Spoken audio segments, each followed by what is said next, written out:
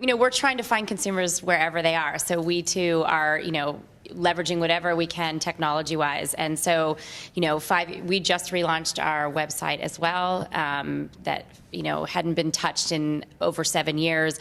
A couple years ago, we had no mobile presence. We had no social media presence. We had no online video presence. And so now we have, and for us, aside from just online advertising, we're establishing branded HBO destinations, promotional destinations, all these places. So I'm not talking about the showcasing of HBO long-form content, because that is something that you still need to have a subscription to watch. But what I'm talking about is engaging consumers wherever they are online to get them more entrenched in our programming. So aside from the website, we have branded destinations on YouTube and MySpace and TV.com and social media presence on Facebook and Twitter.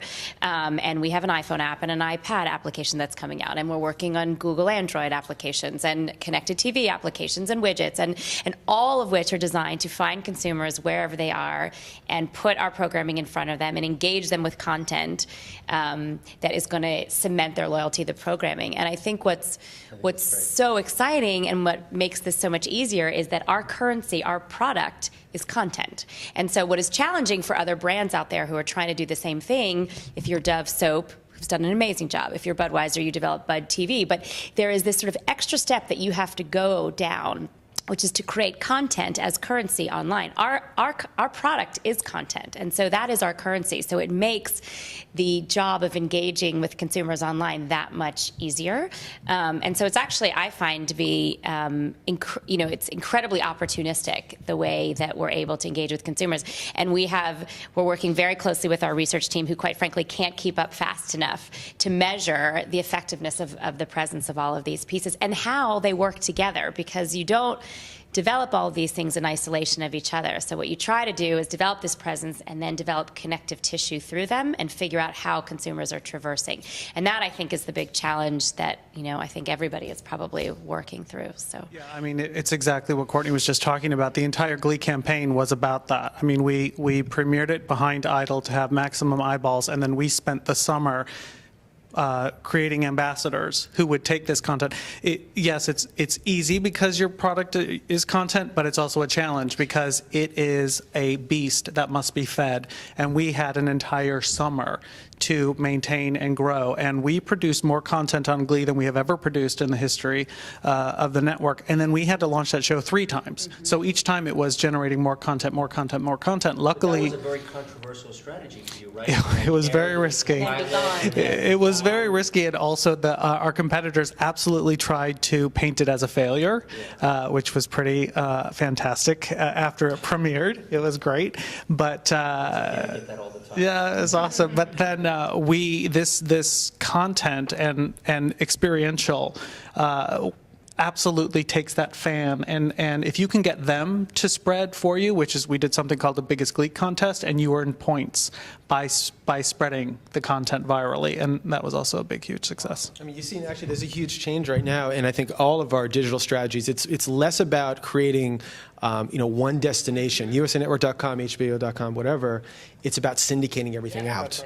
There's no one destination anymore. It's truly, because I mean, fans, when they fall in love with the show, and the great thing about digital right now is that people are now more involved in the shows than they ever have been, bar none.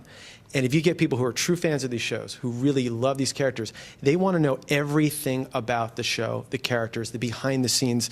I went to the Glee Live concert, right, with my 14-year-old daughter, and she started crying, not because of the performers, but because she recognized the producer of Glee, who was sitting about one row away.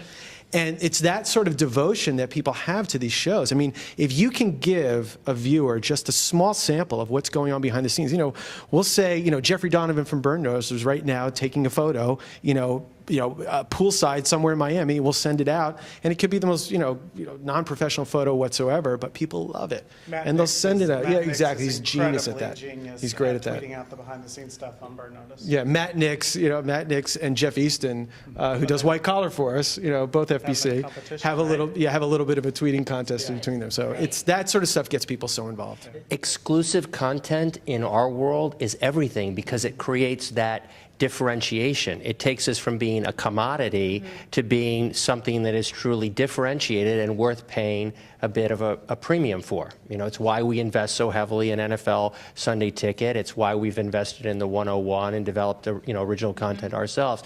Is that exclusive programming really matters? And I can imagine it's very tricky for you guys, because if you go if you go do exclusive content for one distributor, then all the other ones are going to, why didn't you do that for me? So, Well, but it comes down to also what you're going to get in exchange. That's it's true. a partnership. So, you know, That's a what great you're, it's point. a, I you know, really what appreciate are you you saying going to that. get in exchange for that? Because I think that it's not just to feed it.